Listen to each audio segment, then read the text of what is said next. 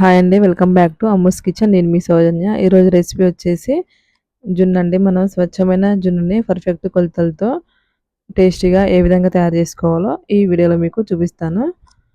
మనం ఎంతో టేస్టీగా ఈ జున్నుని ప్రిపేర్ చేసుకోవచ్చు. ఇప్పుడు మనం జున్నుని ఏ విధంగా తయారు చేసుకోవాలో ప్రాసెస్ని చూద్దాం. ముందుగా మనం 1 లీటర్ వరకు జున్ను పాలను తీసుకోవాలండి. ఫస్ట్ రోజు జున్ను పాలను తీసుకోవాలి.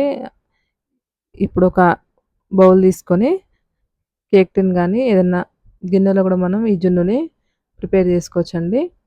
ఇలాంటి రౌండ్‌గా ఉండే ఏదైనా గిన్నెలో కూడా జున్నుని ప్రిపేర్ చేసుకోవచ్చు.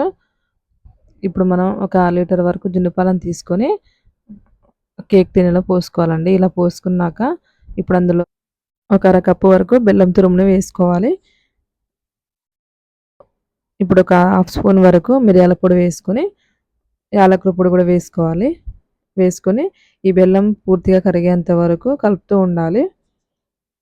పూర్తిగా కరిగిపోవాలండి బెల్లం. ఈ విధంగా కలుపుకున్నాక ఇప్పుడు మనం ఒక స్టీమర్‌ని తీసుకొని స్టవ్ ఆన్ చేసుకొని స్టీమర్ పెట్టుకొని అందులో వాటర్ పోసుకోవాలి.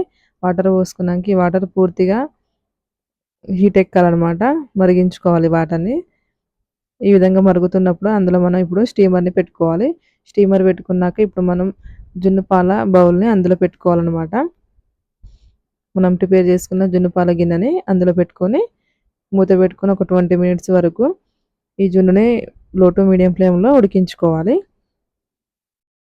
మనకి స్టీమర్ లేనట్లయితే ఒక బాండీ తీసుకొని అందులో వాటర్ పోసుకొని ఒక స్టాండ్ పెట్టుకోవాలండి. ఈ విధంగా స్టాండ్ పెట్టుకొని మనం జున్ను పాల గిన్నెని అందులో పెట్టుకొని మూత పెట్టుకుంటే సరిపోతుంది. ఈ విధంగా మనం ఒక 20 మినిట్స్ వరకు జున్నుని ఉడికించుకోవాలి. 20 మినిట్స్ తర్వాతకి మూత తీసి ఒకసారి చెక్ చేసుకుందాం మనకి జున్ను అనేది ఉడికిందో లేదా.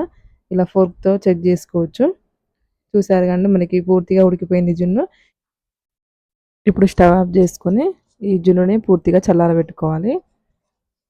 పూర్తిగా చల్లారినాక ఇప్పుడు మనం ఒక చాకుతో ఈ విధంగా రౌండ్‌గా స్క్రాప్ చేసుకోవాలి. ఇలా చేసుకోవడం వల్ల మనకి జున్ను అనేది ఈజీగా వచ్చేస్తుందన్నమాట.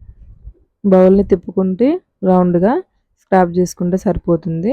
ఇప్పుడు ఆ బౌల్ మీద ఒక ప్లేట్‌ని పెట్టుకొని ఈ విధంగా బౌల్‌ని రివర్స్ చేసుకుంటే మనకి జున్ను అనేది ఈజీగా వచ్చేస్తుందన్నమాట. అంతే అండి. ఈ విధంగా మనం జున్నుని ప్రిపేర్ చేసుకోవచ్చు. చాలా చాలా టేస్టీగా ఉంటుంది. పర్ఫెక్ట్ కొలతలతో మనం ఈ జున్నుని ప్రిపేర్ చేసుకోవచ్చు. మీరు ఒకసారి ట్రై చేసి చూడండి. మీకు ఈ వీడియో నచ్చినట్లయితే ప్లీజ్ లైక్ చేయండి, షేర్ చేయండి, కామెంట్ చేయండి, సబ్స్క్రైబ్ చేసుకోండి. Thanks for watching.